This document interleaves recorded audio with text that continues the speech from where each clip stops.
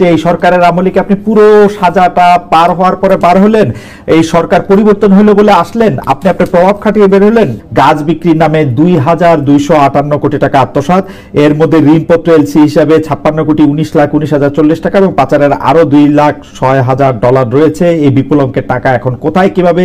পাশাপাশি আপনি এবং আপনার স্ত্রী দুজনেই কানাডার নাগরিক। আপনারা যদি আপনার স্ত্রীর যদি জামিন হলে আপনারা আবার কানাডায় চলে যাবেন কিনা, রফিক ভাই?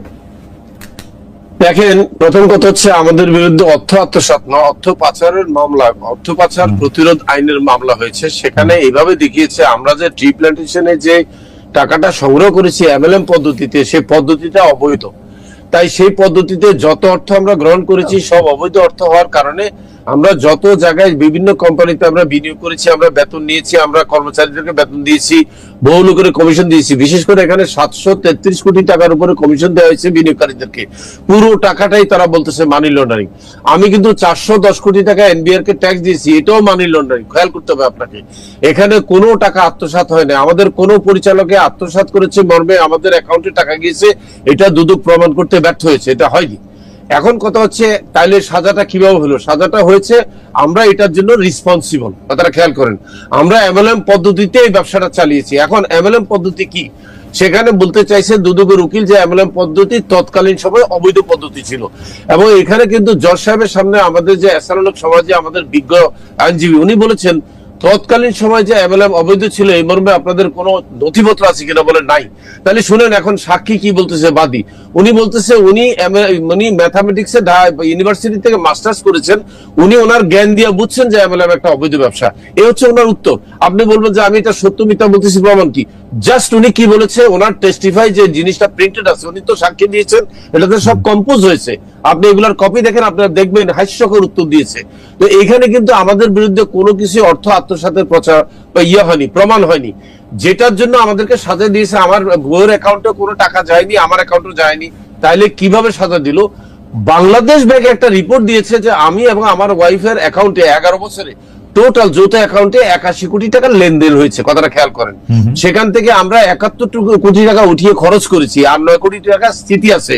তাদের একটা ধারণা যে এই টাকাটা এই অবৈধ টাকা থেকে আসছে। তখন আমি বলেছি এই একই টাকার ফিগার নিয়ে তো আমাকে 22 সালে একবার সাজা দিলেন। কারণ 22 সালের যে মামলা, খালিদ ভাই শুনলে আপনি অবাক হবেন, 22 সালের যে মামলা আমাকে সাজা দিয়েছে 12 বছর, সেখানে এই একই 81 কোটি টাকার কথাই বলেছে দুদক। বলেছে ওনার এবং ওনার স্ত্রী অ্যাকাউন্টে 81 কোটি টাকা ঢুকেছে, 71 কোটি টাকা উঠেছে, 9 কোটি টাকা আছে। অদ্ভুত ব্যাপার হলো একই ঘটনা দিয়ে দ্বিতীয়বার মামলা করেছে। যে কারণে হাইকোর্টে যখন আমি 2016 সালে যখন প্রাথমিক জামিনটা পাই, সেখানে রুহুল কুদ্দুস সাহেব পরিষ্কার লিখছে যে আমি লক্ষ্য করেছি যে এখানে দুইটি মামলাতে একই মানি ফিগার উল্লেখ করা হয়েছে। যদি একই মানি ফিগার হয়ে থাকে তাহলে একই অভিযোগের জন্য দুইটা মামলা পাশাপাশি চলতে পারে না, সুতরাং তাদের জামিন দেওয়া হলো। এইভাবে কিন্তু আমাদেরকে 2016 সালে জামিন দিয়েছিল হাইকোর্ট, কিন্তু দুদক প্রভাব খাটিয়ে সে জামিনকে তারা করেছে, বাতিল করেছে এবং নতুন করে একটা আমাদের বিরুদ্ধে রায় করিয়েছে। আমরা যেন হ্যাঁ বলেন। আমি যেটা বলতে চাচ্ছি, আমাদের বিরুদ্ধে আমাদের অ্যাকাউন্টে কোনো টাকা যায়নি। আরেকটা যে বলছিলাম আমি সেটা উত্তর দিই।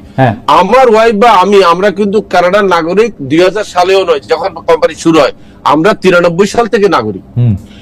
নাগরিক থাকার অর্থ এই নয় যে আমরা পালিয়ে চলে যাব। দেখেন, পালিয়ে চলে গেল বা কি, টাকা তো আমার কাছে না ভাইয়া, টাকা তো অ্যাকাউন্টে পড়ে আছে। আপনি বুঝেন না কেন? সম্পত্তির মধ্যে পড়ে আছে।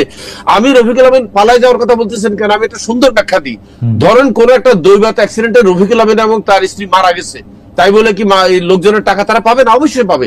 কারণ সম্পত্তি কিনেছি আমরা, কোম্পানির নামে সম্পত্তি কিনেছি, ওই সম্পত্তি বিক্রি করে মানুষের টাকা দিয়ে দিবে। আমার মরে যাওয়া বা আমার চলে যাওয়ার সাথে তাদের টাকা ফেরত পাওয়ার সম্পর্কটা কি? আর মানি রিসিট কি খালিদ ভাই এইভাবে লেখা হয়েছে যে রফিকুল আমিনকে টাকা দিচ্ছে, নাকি মানি রিসিট হয়েছে ডেস্টিনির নামে? বলেন তো আপনি। না, সেটা ঠিক আছে।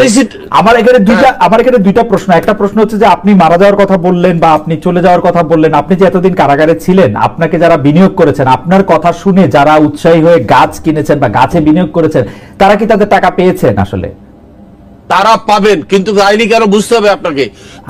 কারাগারে থাকলে মানে এটা কেমন কোম্পানি? আপনি কারাগারে থাকতে পারেন, আপনার সিস্টেম কি তাদেরকে টাকা দিতে পেরেছে? আসলে পারে নাই, কারণ দুদক সিস্টেমকে লক আপ করে রেখেছে।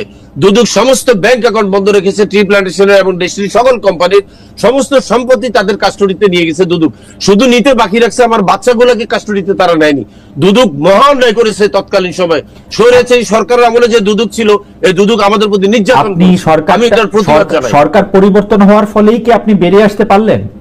না, আমি পারি না, কারণ সরকার পরিবর্তন হয়েছে 5ই আগস্ট, আর আমি বেরিয়েছি পরবর্তী বছরের 15ই জানুয়ারি। আমি কিন্তু সাজা খেটে 3 মাস অতিরিক্ত সাজা খেয়ে বেরিয়েছি। আমি কোনো ফেভার পাইনি কোন সরকারের। আপনি কি কোর্টের মধ্যে আপনি কি কোর্টের মধ্যে থেকে মোবাইল ফোন পরিচালনা করতেন, যেটি বা মোবাইল ফোন ব্যবহার করতেন, মানে কারাগারে আমি থেকে? আসতেছি